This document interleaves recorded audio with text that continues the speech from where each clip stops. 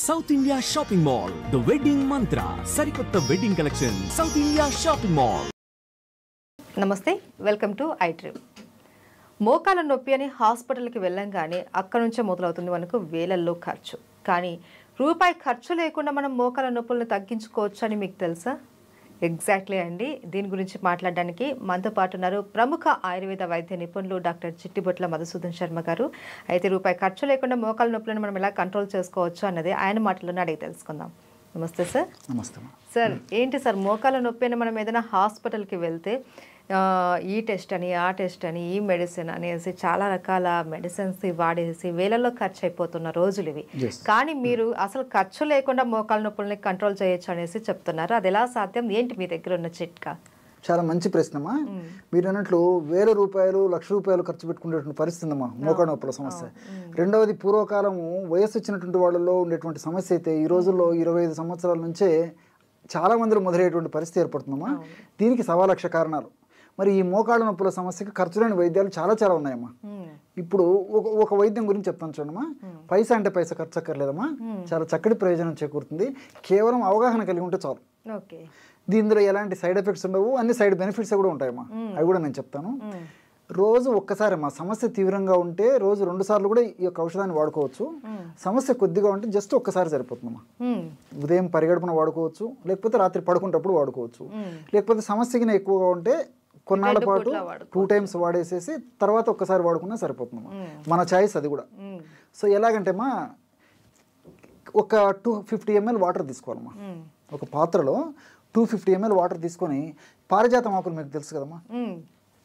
గ్రామాలు, పట్టణాలు, నగరాలతో నిమిత్తం లేకుండా ఎక్కడ పడితే ఇక్కడ పారిజాతం చెట్లు ఉంటాయమ్మా. సో ఆ పారిజాతం ఆకులు జస్ట్ 2 కానీ 3 కానీ తీసుకోవాలమ్మా. ఆకులు చిన్నగా ఉంటే 3 తీసుకోవచ్చు, ఆకులు పెద్దవైతే 2 సరిపోతాయి. 2-3 ఆకులు తీసుకుంటే సరిపోతుంది. అవి చిన్న ముక్కలుగా చేసేసి ఆ నీళ్ళలో వేసేయాలమ్మా. 250 ml వాటర్లో 2 లేదా 3 పారిజాతం ఆకుల్ని శుభ్రం చేసేసి చిన్న ముక్కలు చేసేసి అందులో వేసేసి ఇంచుమించు ఒక 50 to 100 ml నీళ్లు మీరేటట్టు మరిగించుకోవాలమ్మా. అప్రాక్సిమేట్గా. సో 50 to 100 ml నీళ్లు మీరేటట్టు మరిగించేసేసి దించేసేసి ఫిల్టర్ చేయాలమ్మా. ఆ విధంగా మనం ఎప్పుడైతే బాయిల్ చేసామో ఆ నీళ్ళ కలర్ మారిపోతుంది. అంటే పారిజాతం ఆకులు ఉన్నటువంటి ఆ సుగుణాలు, ఔషధ గుణాలన్నీ నీళ్ళలోకి వచ్చేస్తాయి. సో గోరువెచ్చగా ఉన్నప్పుడు ఫిల్టర్ చేసేసి అందులో ఒక 500 మిల్లీగ్రాముల నుంచి 1 గ్రామ్ ఉప్పు వేయాలమ్మా. సాల్ట్. ఇక్కడ మీకు సందేహం రావచ్చు, బీపీ పేషెంట్లు ఎక్కువగా సార్ సాల్ట్ వాడకూడదు అంటారు. సో కొద్దిగా సాల్ట్ వాడుకోవడం వల్ల ఎలాంటి ఇబ్బంది ఉండదమ్మా. వాళ్ళకు మరీ సందేహం ఉంటే ఒక 2 చిటికలు 2 పించెస్ మిరియాల పొడి వేసుకోవచ్చు. ఉప్పుతో పాటు ఉప్పు లేకుండా కూడా వాడుకోవచ్చు. ఉప్పు వేసుకుంటే మిరియాల అవసరం ఉండదు, మిరియాలు వేసుకుంటే ఉప్పు అవసరం ఉండదు. కాబట్టి అలాగే ఏదో ఒకటి సరిపోతుంది. జనరల్గా అయితే ఉప్పు వాడుతుంటారు. అదే ఇట్లా ఏదైనా డౌట్ ఉన్నటువంటి వాళ్ళైతే జస్ట్ మిరియాల పొడి సరిపోతుంది. షుగర్ లేనటువంటి వాళ్ళైతే ఇందులో తేనె యాడ్ చేసుకోవచ్చు. షుగర్ ఉంటే తేనె వద్దమ్మా. సో ఈ యొక్క ఔషధాన్ని 1 డోసుగా వాడుకోవాలి. ఇట్లా రెగ్యులర్గా వాడుకోవడం వల్ల చాలా త్వరగా ఆ మెడిసిన్లో ఉన్నటువంటి ఔషధ గుణాలన్నీ దేహంలో పనిచేసేసి మోకాళ్ళ నొప్పులకు కారణభూతమైనటువంటి వివిధ అంశాల యొక్క ప్రభావాన్ని నిర్వీర్యం చేసేసి నొప్పులు తగ్గిపోతాయమ్మా. సేఫ్టీ. సో ఇక్కడ ఎలా ఇదవుతుందంటమ్మా, ఈ మోకాళ్ళ నొప్పుల సమస్య ఉన్నటువంటి వాళ్ళలో ఇన్ఫ్లమేషన్ ప్రక్రియ జరుగుతుంటుందమ్మా. అదొక ప్రాసెస్ అనమాట.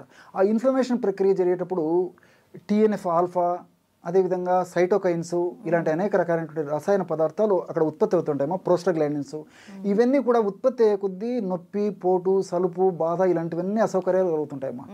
సో ఈ యొక్క పదార్థాన్ని ఈ పద్ధతిలో వాడుకోవడం వల్ల, అంటే పారిజాతం కషాయాన్ని ఈ పద్ధతిలో వాడుకోవడం వల్ల ఏం చేస్తుందమ్మా, ఆ యొక్క హానికారకమైనటువంటి పదార్థాల యొక్క ఉత్పత్తిని తగ్గించేస్తుందమ్మా. అట్లే అవి చేసేటువంటి హాని అంటే నొప్పి, పోటు, సలుపు ఇవన్నీ దానివల్లనే కలుగుతున్నాయి. కాబట్టి ఆ యొక్క శక్తిని నిర్వీర్యం చేసేస్తుంది, ఉత్పత్తి తగ్గిస్తుంది. అవి చేసేటువంటి ఆ దుర్లక్షణాలు ఏవైతే అవి కలగజేస్తాయి ఆ దుర్లక్షణాలు కూడా తగ్గించేస్తాయి. కాబట్టి సేఫ్టీగా పనిచేస్తుంది. రెండవది ఏంటంటే, ఈ మోకాళ్ళ భాగంలో ఈ నొప్పినటువంటి వాళ్ళలో కండరాలకు ఈ యొక్క ఎంజైమ్స్ ఉత్పత్తి సరిగ్గా లేకపోవడం చేత కండరాలు బాగా స్టిఫ్గా తయారైపోతాయి. గుజ్జు అన్నది తగ్గిపోతుంది. అది కీళ్ళమ్మా. ఈ మోకాళ్ళ భాగంలో కండరాలలో ఈ ఎంజైమ్ సరిగా ఉత్పత్తి కాకపోవడం వల్ల ఎంజైమ్స్ ఈ మజిల్స్ సరిగ్గా రిలాక్స్ కాలేవు, గట్టిగా పట్టేసి ఉంటుంది అన్నమాట. దానివల్ల బాధ ఉంటుంది. సో దాన్ని తగ్గించేటువంటి పరిస్థితి ఈ యొక్క ఈ యొక్క పారిజాతం కషాయం చేస్తున్నాము.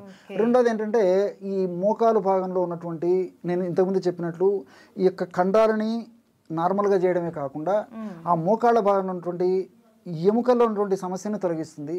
అదేవిధంగా రెండు ఎముకల మధ్యలో ఉన్నటువంటి ఆ కీళ్ళలో ఉన్నటువంటి సమస్యను తొలగిస్తుంది. అంతేకాకుండా గుజ్జును బాగా ఉత్పత్తి చేసేందుకు ఇది ఉపయోగపడుతుంది.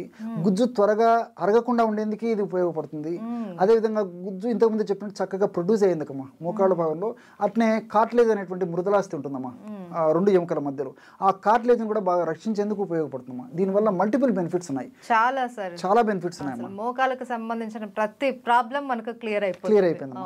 రెండోది ఏంటంటే ఆధునికంగా మనం ఆలోచించినప్పటికీ ఇందులో ఆస్పిరిన్ లాంటి ఒక పదార్థం ఉందమ్మా, మిథైల్ సాలిసిలేట్ అని చెప్పి చెప్తుంటారు సర్వసాధారణంగా. ఈ ఆస్పిరిన్ లాంటి పదార్థము ఈ యొక్క కషాయంలో అంటే ఈ పారిజాతం ఆకులో ఉంటుంది కాబట్టి ఆ ఆస్పిరిన్ సర్వసాధారణంగా నొప్పులు తగ్గేదానికి వాడుతుంటారు అనమాట. NSAID అంటారు అనమాట, non steroidal anti inflammatory drugs అని చెప్పేసి ఆధునికంగా ఇంగ్లీష్ వైద్యంలో వాడుతుంటారమ్మా. సో ఈ ఆస్పిరిన్ లాంటి పదార్థము ఈ యొక్క ఇది చెప్పాను కదమ్మా, ఈ ఆకులు ఉంటుందమ్మా. సో ఆకులు మనం కషాయ రూపంలో ఇవి వాడుకుంటున్నాం కాబట్టి ఈ కషాయంలో కూడా ఆ యొక్క కెమికల్ వస్తుంది కాబట్టి నొప్పి తగ్గేందుకు ఉపయోగపడుతుంది. అందులో ఇంకోటి అంటే న్యాచురల్గా మనం బాడీకి అందజేస్తున్నాం కాబట్టి సైడ్ ఎఫెక్ట్స్ ఉండవు, అన్ని సైడ్ బెనిఫిట్స్ ఉంటాయమ్మా. కాబట్టి ఎక్కువ రోజులు వాడినా ఇబ్బంది ఉండదు, కాబట్టి దీనివల్ల ప్రాబ్లం ఉండదు, అన్ని సైడ్ బెనిఫిట్స్ ఉంటాయి కాబట్టి క్షేమదాయకంగా వాడుకోవచ్చు. మీరు అడిగినట్లే పైసా అంటే పైసా ఖర్చు ఉండదు, ఎక్కడికి కాకపోతే కేవలం ఒక కషాయనే తాగొచ్చమ్మా. ఉప్పు తర్వాత మిరియాల పొడి లేదన్నా ఉడకబెట్టుకుని తాగినా సరిపోతుంది, ఫలితం అయితే మంచి ఫలితం కలుగుతుంది. అవును సార్.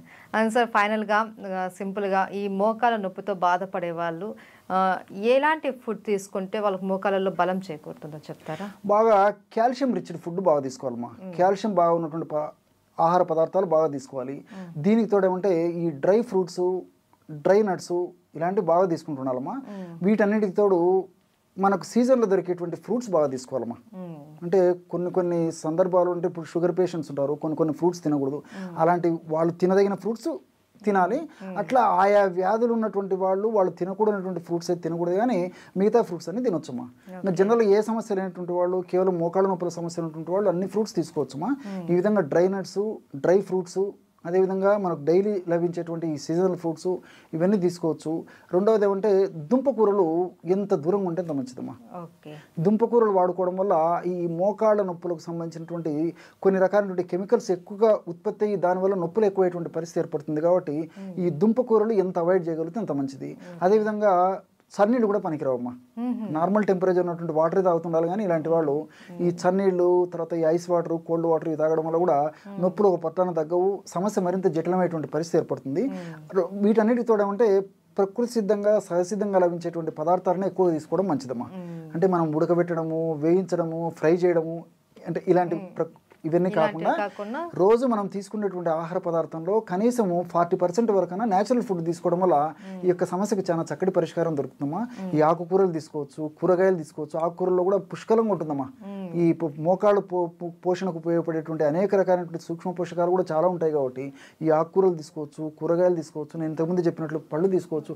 వీటన్నిటిలో కూడా ఫైబర్ ఉంటుంది. ఫైబర్ కూడా ప్రత్యక్షంగా పరోక్షంగా మోకాళ్ళ నొప్పులకు ఉపయోగపడుతుందమ్మా. కాబట్టి ఇలాంటి ఆహార పదార్థాలు తీసుకోవడం వల్ల మోకాళ్ళ నొప్పుల సమస్య త్వరగా తగ్గిపోతుంది. ఒకవేళ సమస్య లేకున్నటువంటి వాళ్ళకైతే ఆ సమస్య అంత చిన్న వయసులో రాకుండా కూడా ఉంటాయమ్మా. Thank you so much sir. నమస్తే.